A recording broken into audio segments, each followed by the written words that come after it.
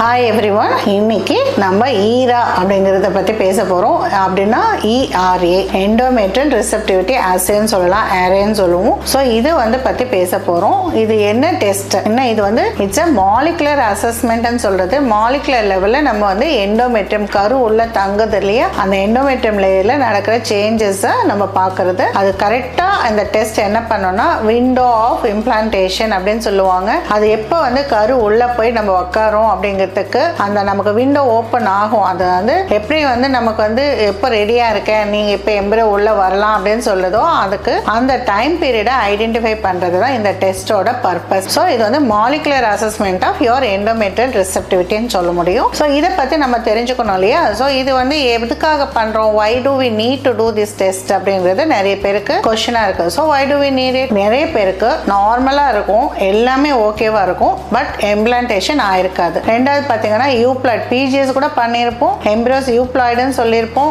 எல்லாமே பண்ணி கூட நம்ம இம்ப்ளான்டேஷன் ஆகாம போறதை பார்த்துருக்கோம். அப்போ endometrium scan wise triple layer இருந்து ஃப்ளோ எல்லாம் நல்லா இருந்து அதுக்கப்புறமா யூப்ளாய்டு எம்பிரோ வச்சும் நமக்கு பிரெக்னன்சி வரலன்னா then we'll suspect. So previous euploid transfer negative ஆயிருந்திருக்கலாம். செகண்ட் பார்த்தீங்கன்னா நமக்கு ரெக்கரண்ட் இம்ப்ளான்டேஷன் ஃபெயிலியர்ஸாக இருக்கலாம். மூணாவது பார்த்தீங்கன்னா அன்எக்ஸ்பிளைன் இன்ஃபர்டிலிட்டி. அன்எக்ஸ்பிளைன் இன்ஃபர்டிலிட்டியில் நமக்கு எம்பிரோவை பார்த்தா மார்ஃபலாஜிக்கலாக நல்லா இருக்கும், இல்லை யூப்ளாய்டாக இருக்கும், எண்டோமெட்ரியம் பார்த்தா நல்லா இருக்கும், அண்ட் வித்தவுட் எனி ரீசன் இருக்கும்போது நம்ம பார்த்துக்கிறதுல பெட்டராக இருக்கும். ஸோ ரெக்கரண்ட் ஃபெயிலியர்ஸில் நம்ம சஸ்பெக்டிங் ரெக்கரண்ட் இம்ப்ளான்டேஷன் ஃபெயிலியர்ஸ்லையும் நம்ம இதை பார்க்கலாம். ஸோ இந்த மாதிரி சில கண்டிஷன்ஸில் தான் இந்த டெஸ்ட்டை நம்ம சஜஸ்ட் பண்ணுவோம். ப்ரீவியஸ் டு ஐவே ஃபெயிலியருங்கிறது ஒரு டிக்டமாக வச்சுட்டு இருக்கோம் எல்லாமே நல்லா இருக்கிற லேப்ஸில். இப்போ நம்மளோட லேப்ஸில் மோர் தென் 80-90% வருது, நம்மளோட அசஸ்மெண்ட் கரெக்டாக இருக்குது, பர்சனலைஸ்டு கேர் பண்ணிட்டு இருக்கோம், நமக்கு தெரியும் இந்த பேஷண்ட் கண்டிப்பாக பாசிட்டிவ் ஆகும்னு சொல்லிட்டு. அந்த மாதிரி சுச்சுவேஷன்ல நெகட்டிவ் ஆகும்போது இது அடிஷனலாக ஒரு டெஸ்ட்டை நம்ம எடுத்துக்கிறோம். ஸோ இந்த மாதிரி லிமிட்டட் இண்டிகேஷன்ஸில் நம்ம இந்த டெஸ்ட் பண்ணுறோம். அதுக்கப்புறம் பார்த்தீங்கன்னா இந்த டெஸ்ட்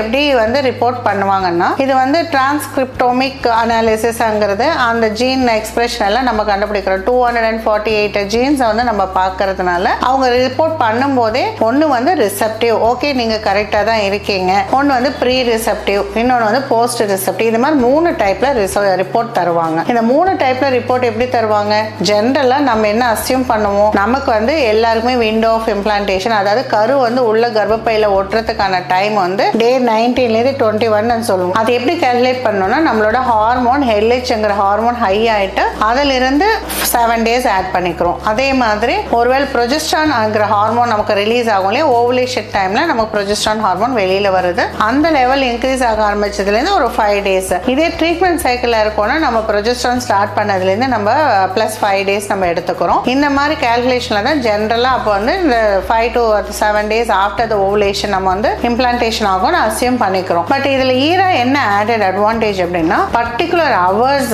நமக்கு இந்த ஹவர்ஸ் பிளஸ் ஆர் மைனஸ் ஒரு 3 hours தான் கொடுக்கும் வேரியேஷன். இந்த ஹவர்ஸ்ல பண்ணோம்னா அவங்களுக்கு விண்டோ ஆஃப் இம்ப்ளான்டேஷன், அந்த டைம் கரு எடுக்கிறதுக்கு யூட்ரஸ் ரெடியா இருக்கு, இந்த டைம்ல இம்ப்ளான்டேஷன் சைடுல எந்த இஷ்யூவும் இல்லை அப்படின்னு சொல்லி நமக்கு சொல்லுது. இதுதான் நம்ம அந்த டெஸ்டோட இன்டர்பிரேஷனை நம்ம எடுத்துக்கணும். அதே மாதிரி lab to lab variation sometimes இருக்கலாம், அதனால காஷியஸா இருக்கணும். நம்ம ஸ்டாண்டர்டா பேட்டன்சி இருக்கிற கம்பெனிஸ் மூலமா தான் நம்ம அசோசியேட்டடா பண்ணோம். பயோப்சி நம்ம தான் எடுத்தாலுமே ஜெனடிக் அனாலிசிஸ் அந்த மாலிகுலர் லெவல் அனாலிசிஸ் அதுக்குரிய ஸ்டாண்டர்டைஸ்டு லேப்ஸ்ல தான் பண்ணுவாங்க. ஸோ இதுதான் அந்த டெஸ்ட் பத்தின. அப்புறம் எப்படி அந்த டெஸ்ட் பண்றோம், நமக்கு எப்படி இப்போ ட்ரீட்மெண்ட் சைக்கிள் இருக்கிறவங்களுக்கு சொல்ல முடியும். எல்லாமே ஒரு எம்பிரோ டிரான்ஸ்ஃபர் பண்ணியிருக்கோம் அப்படின்னா உங்களுக்கு ஒன்று நேச்சுரல் சைக்கிள் பண்ணுவாங்க, இல்லை ஹார்மோன் ரீப்ளேஸ்மெண்ட் சைக்கிள்னு சொல்றோம். பீரியட்ஸ் அந்த செகண்ட் டேலேருந்து உங்களுக்கு ஈஸ்ட்ரோஜன்ங்கிற ஹார்மோனை நம்ம கொடுத்துட்டு அலாங் வித் மல்டி வைட்டமின்ஸ் எல்லாமே எடுத்துக்கிறீங்க. அதுக்கப்புறம் ஒரு 8th day 10th day 12th day இந்த மாதிரி நம்ம எண்டோமெட்ரியம் அசஸ் பண்ணுறோம். எண்டோமெட்ரியம் எப்போ ஆப்டிமம் எண்டோமெட்ரியம் 8 to 10 வரும்போது நம்ம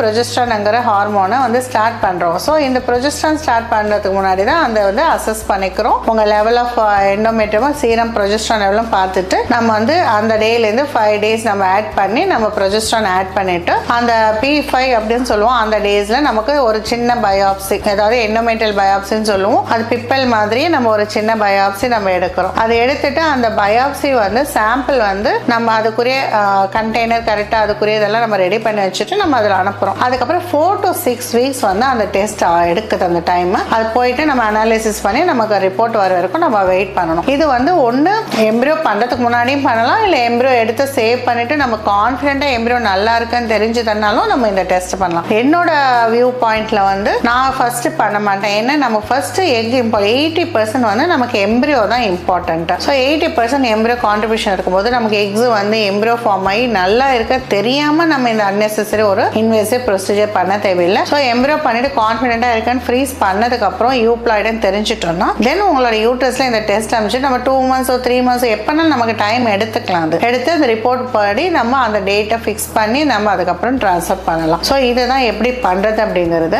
அதுக்கப்புறம் பார்த்தீங்கன்னா இதுல வந்து என்ன லிமிடேஷன்ஸ் அது கண்டிப்பா தெரிஞ்சுக்கணும். ஏன்னா இது எல்லாருக்குமே கிடையாது. எல்லாருக்குமே பண்ணணும்னு ஆரம்பிச்சோம்னா இதுக்கு வந்து there is no value. இதுல கண்டிப்பா நான் சொன்ன மாதிரி லிமிடேஷன்ஸும் இருக்கு. ஏன்னா சைக்கிள் டு சைக்கிள் டிஃபரன்ஸ் இருக்கும்னு சொல்றாங்க, விமன் டு விமன் டிஃபரன்ஸ் இருக்கும். ஸோ இதனால நம்ம ஒரே மாதிரி யூனிஃபார்மா எடுத்துக்க முடியாது. யாருக்கு ஸ்பெசிஃபிக்கா இண்டிகேஷனோ அவங்களுக்கு இது ஒரு ஆடட் டெஸ்ட். ஏன்னா ரெக்கரண்ட் இம்ப்ளான்டேஷன் ஃபெயிலியர்ஸ் வந்து ஆல்மோஸ்ட் வந்து 15 to 25% பார்த்தீங்கன்னா அவங்களுக்கு இதுல மாதிரி விண்டோ ஆஃப் இம்ப்ளான்டேஷன் சொல்றோம்ல, இது வந்து ஷிஃப்ட் ஆயிருக்கிறதா வந்து ஸ்டடிஸ் சொல்றதுனால நம்ம அவங்களுக்கு மட்டும் இந்த இது வந்து அடிஷ்னலா ஒரு இன்ஃபர்மேஷன் நம்ம கலெக்ட் பண்ணிக்கிறோம் அப்படின்னு சொல்லி தான் பண்றோம். இது ஒரு invasive test. Again lab to lab errors இருக்கலாம். புரோட்டோகால் மாத்தி மாத்தி பண்ணக்கூடாது.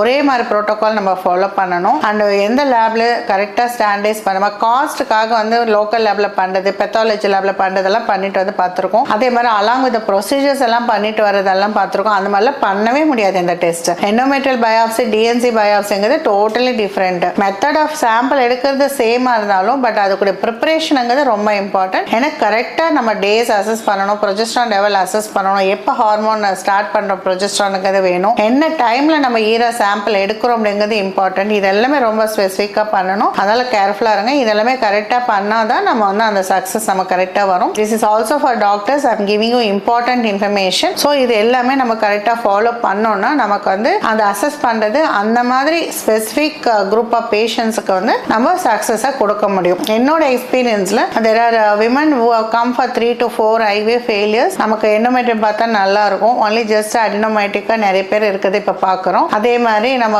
இம்ப்ளான்டேஷன்ல எம்பிரியோ நம்ம கான்ஃபிடென்ட்டா மார்ஃபாலஜிக்கலா நல்லா இருக்குன்னு பாக்குறோம். அப்போ வந்து இதெல்லாம் முன்ன few years back அப்போ வந்து பிஜிஎஸ் எல்லாம் பண்ணணும். இல்லைன்னா we are very confident that embryo நல்லா இருக்குன்னு சொல்லிட்டு ஒரு 7 to 8 years முன்னாடி இருக்கும். இவங்களுக்கு 2-3 IVF failures வந்து நெகட்டிவ் ஆயிட்டு வந்தாங்க. one time she had a miscarriage also. அப்போ வந்து I thought there is something in the endometrium, it's not fitting. even natural cycle embryo வந்தப்போ கூட அவங்களுக்கு இது வந்து it is not increase, அதாவது growing beyond that. ஒன்று வந்து நம்ம எல்லாமே குரோமோசோமலா அசஸ் பண்ணிட்டோம், மற்ற இன்ஃபெக்ஷஸ் சைட்ல ரெக்கரண்ட் பிரெக்னன்சி லாஸ்க்குரியதெல்லாமும் நம்ம டெஸ்ட் பண்ணிட்டோம். அதுக்கப்புறம் இதுல நம்ம பார்த்தா என்ன எதுக்காக வந்து யூட்ரஸ் வந்து எடுக்க மாட்டேங்குது, மேல் ஃபேக்டர் நார்மலா இருக்கு, டியூப்ஸ் நல்லா இருக்கு, நேச்சுரல் கன்செப்ஷனுக்கு எல்லாமே நல்லா இருந்தாலுமே இந்த மாதிரி இன்சிடென்ட்ஸ் இருந்தும் நமக்கு ஆகலை அப்படின்னும் போது I started doing this test. அப்போ பார்த்தீங்கன்னா அவங்களுக்கு நம்ம எண்டோமெட்ரியம் ஈரா டெஸ்ட் பண்ணிட்டு அடுத்த சைக்கிளில் எம்பிரியோ வச்ச உடனே அவங்களுக்கு உடனே பாசிட்டிவ் வந்தது. So we were very surprised and happy.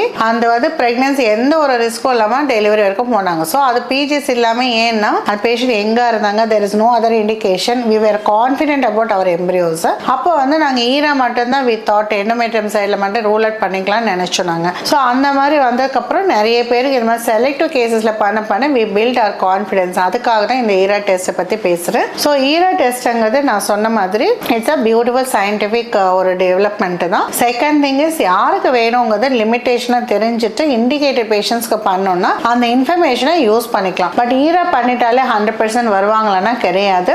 ஏன்னா நமக்கு embryo is very very important. 80 to 90% my opinion embryo should be good.